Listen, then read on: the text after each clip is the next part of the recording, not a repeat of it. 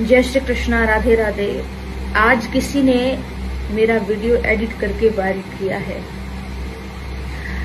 जब एक बेटी दुखी होती है ना, बेटी के जीवन में कोई ఈ నిమిషం వీడియోలో 3 బిట్లు ఉంటాయి.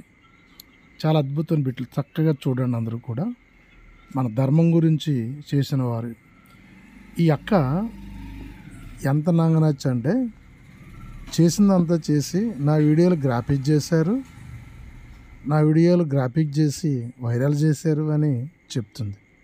మన హిందూ సహోదరులు ఎంత అమాయకులు అంటే బాబాలు ఏది చెప్తుంది గుడ్డిగా నమ్మడమే కానీ నిజమేంటి అన్నది ఎవరు కూడా పరిశీలించరు.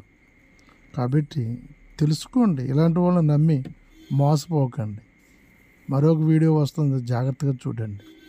ఇవి చెప్పేదంతా అదే చెప్తుంది. వైరల్ చేశారు, గ్రాఫిక్ చేశారు. గ్రాఫిక్ చేస్తే గ్రాఫిక్ చేసిన వాళ్ళ మీద, ఫేస్బుక్లో పెట్టిన వాళ్ళ మీద కేసు పెట్టాలి కదా, వాళ్ళని అరెస్ట్ చేయాలి. నువ్వెందుకు నిందలో పడాలి? వాళ్ళ శిక్షగా అర్హులు వాళ్ళు.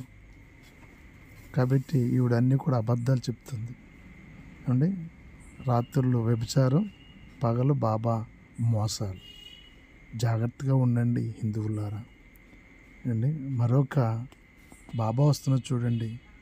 ఈయనైతే మొత్తం బట్టలు ఇప్పి చూపిస్తుంటే ఆనందిస్తూ భజన చేస్తున్నారు. ఎంత దౌర్భాగ్యమైన పరిస్థితి చూడండి అండి. అసలు చూసేవాళ్ళకన్నా బుద్ధి జ్ఞానం ఉండాలా లేదా? మరొక విషయం, శివలింగం మీద 2 పాదాలు పెట్టి పాలాభిషేకం చేస్తుంటే ప్రజలందరూ ఆనందించి చూస్తున్నారు. ఇది ఎవరైనా చేస్తే ఊరుకుంటారా? పంతులుగా పెట్టి ఇలా చేస్తుంటే అది భక్తి అని కాలు మీద పాలు పోసి శివుడిని అభిషేకిస్తున్నారు. అంటే దేవుని కూడా పాదాల కింద పెట్టుకున్నారు.